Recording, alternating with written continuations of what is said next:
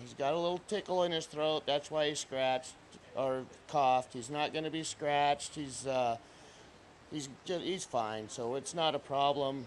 I don't know why it got blown out of proportion. Sometimes they get a little scratchy with throat blisters, and it's not a big deal, as long as their blood comes back good and they have eat up everything. It's just something like horses do have. If you scope a lot of horses after a race, you're going to see all kind of little stuff going on.